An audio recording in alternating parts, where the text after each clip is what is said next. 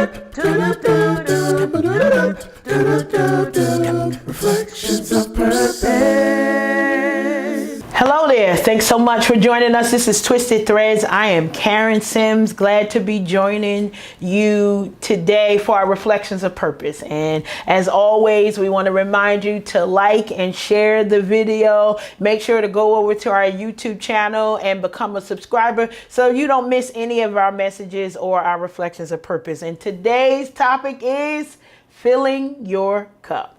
We got to make up our minds to be positive when we're thinking about filling our cups. We've got to think about ways to be positive about every aspect of our life. And sometimes that's challenging because we may have a great home life, but the work life may be something to be desired, or vice versa. Maybe for those of you who are going to school, everything is well, and you're learning and you're doing great things when you're in school. And then you come home and things are not what you would like them to be. So how does that move forward? Well, when we think about filling our cup, usually many of us have to be encouragers to other people. And, we may be encouragers in our community. We may be encouragers in our homes or in our different ministries. But we got to think about, where are we drawing all of this energy from when we're being encouragers to other people? Well, that's the reason why we got to keep our cups filled, because when we think about encouragement, we should be only giving of our overflow. So you've heard me say that before, first things first, putting yourself first, making sure you're not the last on your list. But being an encourager is a special task. And so when you think about what are the things you need to line up, well, you got to make up your mind to be positive in all areas of your life. Now, it doesn't mean you won't have a bad day or a down day, but it does mean that you will know your source and your resources. You'll know who to tap into. I know I have a couple of girlfriends, when I need to get out of pocket, they already know, look, you on speed dial. Look, I'm out of pocket today and I need you to encourage me. And then they'll share a word. And I have the opportunity to serve in that capacity with other friends of mine. But look, I can't give them what I don't have. And so it's very important to me to think about ways that you can connect and fellowship with other people. I know in a lot of churches and ministries, we do fellowship, but not every church is that way. Not every ministry is that way. Not every group of sisters are that way. I have a special group of friends that we were together for a really long time, and we went through raising our kids from teenagers all the way out. We didn't kill any of them, so that was a celebration all in itself. And then we started, going off into different ways, and some of them are married, and I might be the last one single in that particular group, but it's okay because I got another group of friends who take care of that. But as we were raising our children, one of the things that was always interesting is that none of us had the same aspects of training for our children, but they all were pretty good kids. They did knucklehead stuff, and then we would all get together, help me not kill this child today. They would take the car and bring it back with no gas. They would, get stuck somewhere because of bad decisions. But we always knew that as we were supporting each other, we were able to give because we were filling our cup. And so when we needed that, we would have that fellowship time. And it wasn't just that. We were all entrepreneurs and business owners and trying to break out into different industries, and doors open for us in special ways to do things. And part of that is we understood that in order to serve other people, that sabbatical might be needed. So I love it because probably about 30 years ago, I remember when my daughter was just born, it was an Oprah episode, and Oprah gave permission to women and to men to go on a sabbatical. So pretty much a sabbatical is a break from your everyday life and an opportunity for you to reset yourself. So kind of that relaxation, that eat, love, pray stuff with Julia Roberts for all my sisters who love those chick flicks. That's one of them where you take the time. Now, all of us can't travel to India. We can't, find a cute hot dude. Can you say that? I love the Lord, but it's still cute hot dudes. That's all we're gonna say on that. Maybe we can't take that sabbatical to say, I'm going to take a year off and go travel the world. I'm going to take a month off from my responsibilities and do something different. But what I am going to do is figure out how how do I create that reset time for myself? So one of the ways that I did it with me being a mother of 5, every other year I would take a vacation without my children. So one year we would have our family. Actually, I think it would be like almost every year. But anyway, I would go somewhere without those children.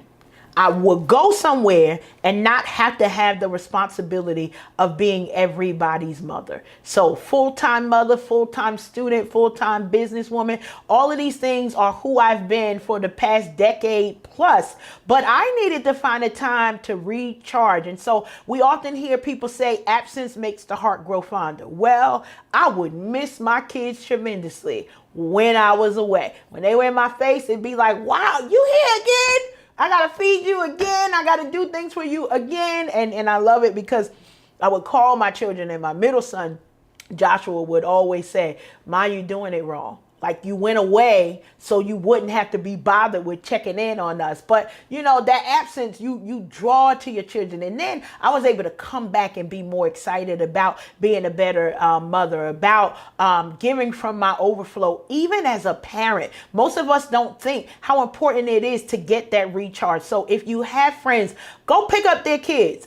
Don't call me, but somebody should help you pick up those kids, take a couple of weeks, take a couple of days, even if it's a couple of hours, for you to take a nap, for you to reset, for you to recharge, because it's important, because there's no days off when it comes to parenting. Literally. So that means that they always have to be, you always have to be pouring into them in some capacity. So maybe it's cultivating them in their sports area, cultivating them in their artistic and creative ways, letting them wear mismatched shoes. Look, I buy my oldest granddaughter mismatched shoes because I love it. But never in a million years would I do that for my own children. So I've graduated to a new thing. Now, I'll do that artistically with my niece and my nephew. For my own children, well, they knew you got a uniform. This is what you're going to wear. Here's the top. Here's the bottom. Wear some funny socks. I don't know. But you got to allow the people around you an opportunity to be expressive as well, because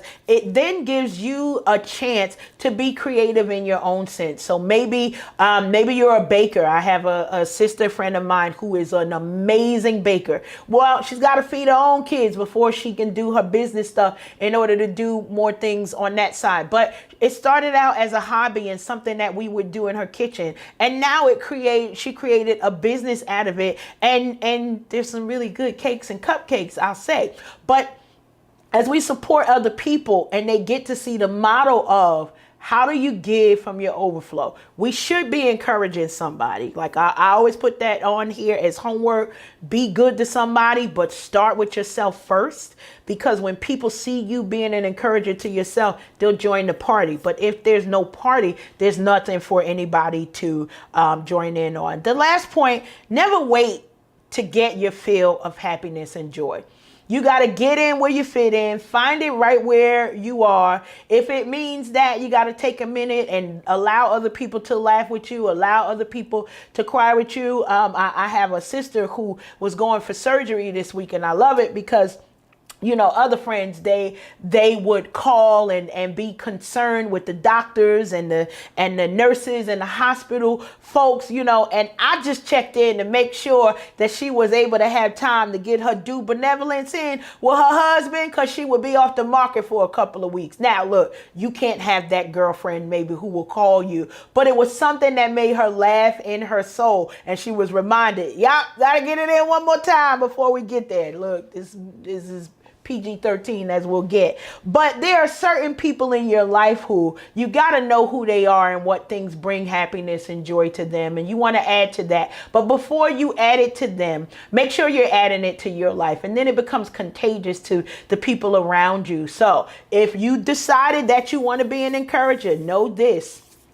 It's a hard road sometimes, because even being an encourager means that sometimes you'll have to shed tears with people when you didn't mean to cry. You'll have to help carry loads where you didn't want to do any heavy lifting. But when you understand that on the other side of that, there's more friendship, there's more joy, there's more happiness, there's more love, you then get the idea and the thought of what this topic is. Make sure you continue to fill your cup. Fill your cup with understanding and empathy and joy and happiness, and those things that will allow you to be great in the earth by just being yourself. These things are ways for you to create habits in your life.